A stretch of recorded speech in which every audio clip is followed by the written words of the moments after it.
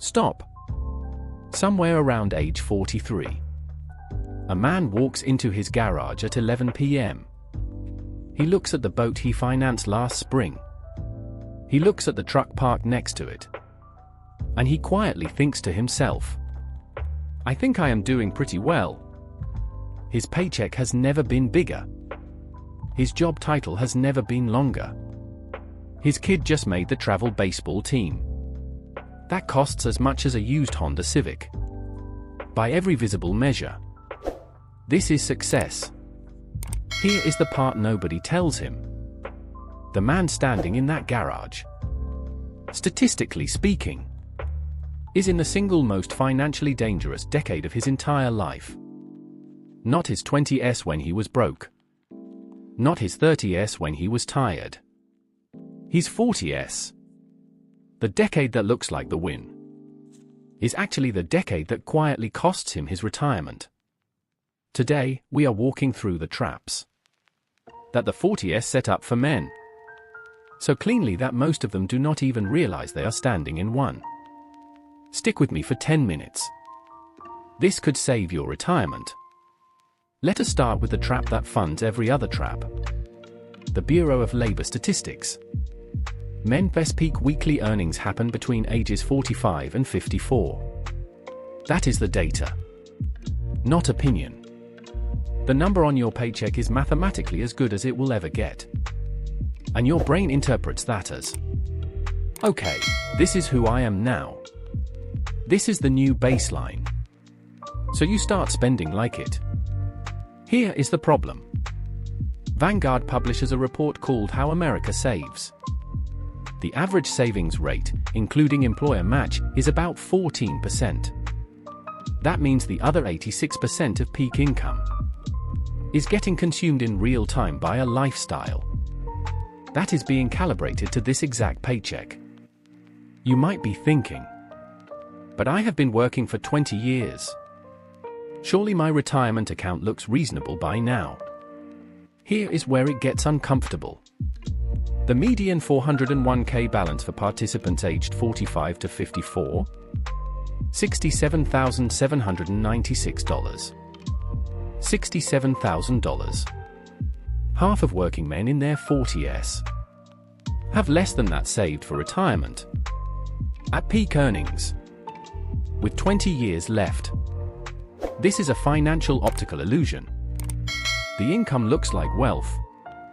The lifestyle looks like success. The garage looks impressive. But the balance sheet is sitting in the corner, like an unpaid intern quietly screaming. The average price of a full-size pickup in late 2025? $66,386. For the average. Not loaded. Average. About 84% of new pickup buyers are men. The average F-150 buyer is 55 years old. The average Ram 1500 buyer is 50 years old. Who is buying these things? Not a 22-year-old construction worker. Despite what the commercials show, it is a man in his 40s and 50s who has decided he has earned it. He uses it to drive 14 miles to a desk job. He hauls something in the bed roughly twice a year. Usually a Christmas tree and one bag of mulch. The average new truck loan. 7 years at roughly $900 per month. $75,600 in cash leaving your account. Plus interest. Plus insurance. Plus gas. Total cost over 7 years. Roughly $90,000. For transportation. That a $20,000 used Toyota Camry could have provided. Take the $70,000 difference. Invest it at 7%. By age 65, it is worth about $271,000. The real price of the truck is not $66,000. It is $250,000 of retirement money, paid quietly in monthly installments, in the decade where you needed that money most. But the chrome looks great in the driveway. Your kid is 11. He is good at baseball. Family spending on youth sports rose 46% in 5 years. The average parent spends about $1,116 per child on their main sport. For families in travel programs, $3,000 to $5,000. At the elite level, up to $25,000 per child per year. I am not making fun of parents. Wanting good things for your kid is a legitimate pressure. The problem is not the love. The problem is the lie. New York Life surveyed parents. 49% believed their child would receive an athletic scholarship. 49%. Actual NCAA data? About 2%. 2%. You have a 49% confidence level chasing a 2% outcome. That is not a college fund. That is a casino. $5,000 per year on youth sports for 12 years? $60,000 out of pocket. Invest that same $5,000 per year at 7%. By the time your kid graduates high school, about $89,000. Leave it alone until age 65. It grows to over $280,000. The scholarship you were chasing for your kid is actually costing you $250,000 of your retirement. And the kid still has to go to college. At some point in your 40s, someone is going to take you to lunch. Your buddy from high school. A guy from a networking event. Your wife's cousin, the most dangerous.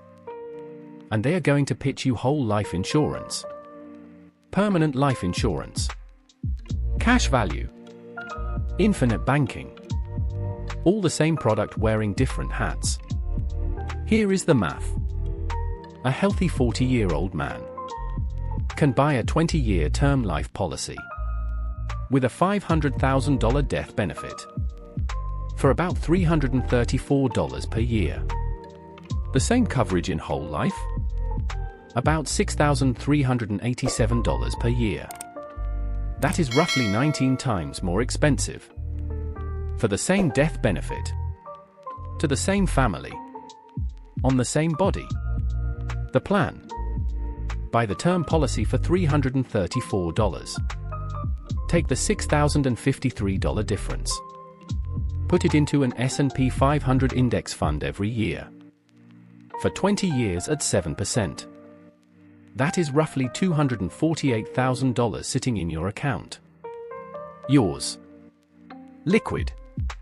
Not on a permission slip from an insurance company. Whole life is not a plan. It is a commission with a tie on. The toys. A boat. An RV. A motorcycle. Jet skis. The median age of a boat owner. 54. RV ownership peaks at ages 35 to 54, 11% of households. A new mid-size travel trailer. $40,000 to $60,000. A new base boat. $50,000 to $80,000. Boats depreciate roughly 50% in the first 5 years.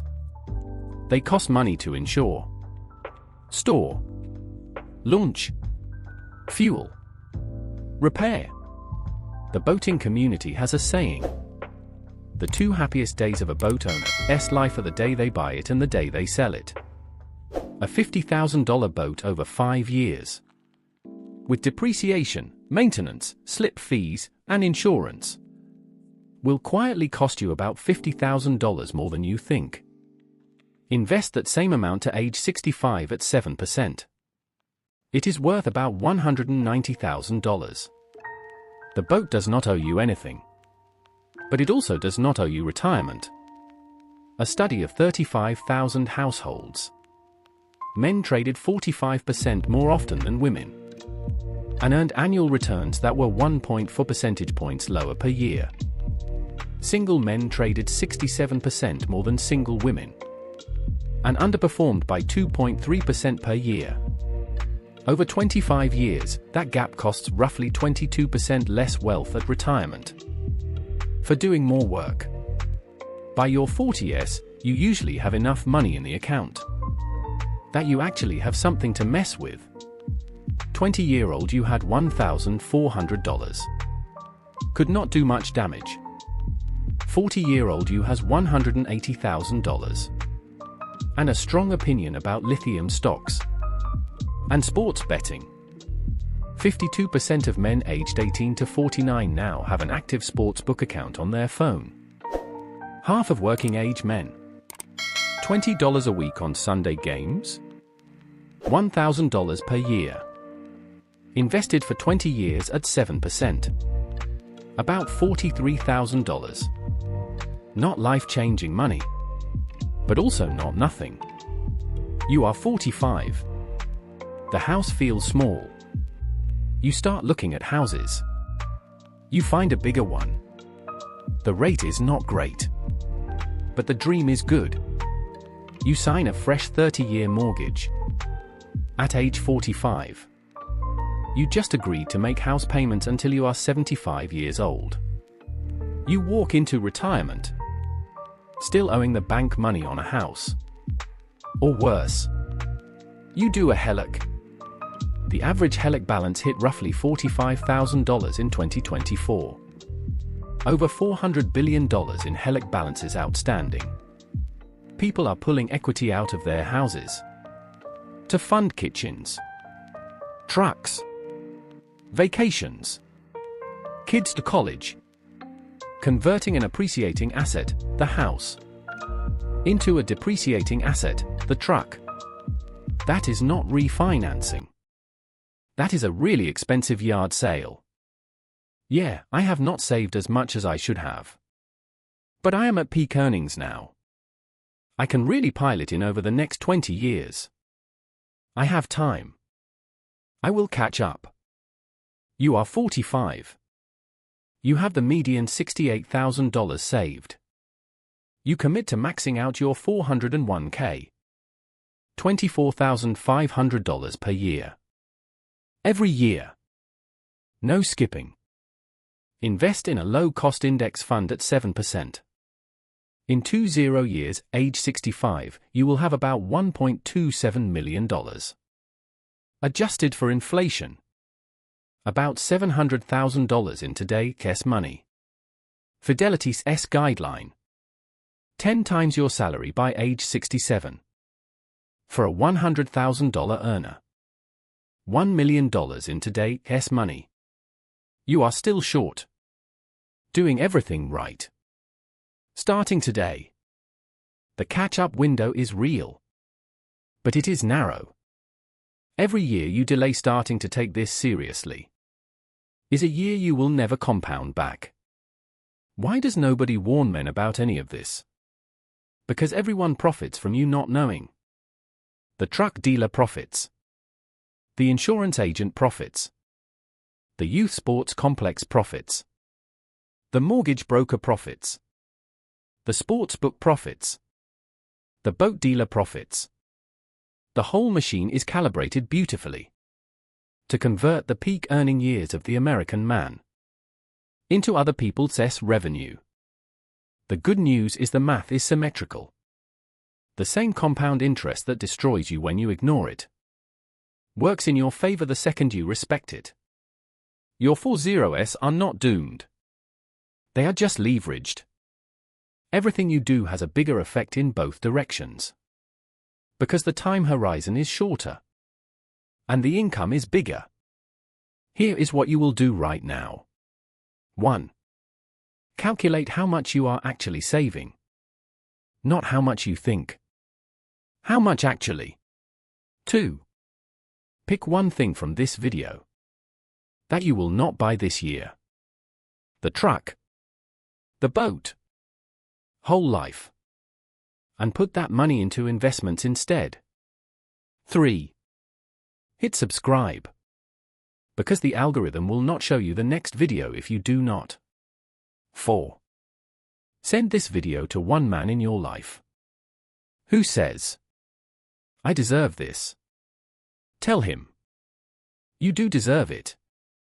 But run the numbers first. Because the man in the garage at age 43 thinks he is winning. But he is actually just losing slower. With more expensive toys. See you in the next video.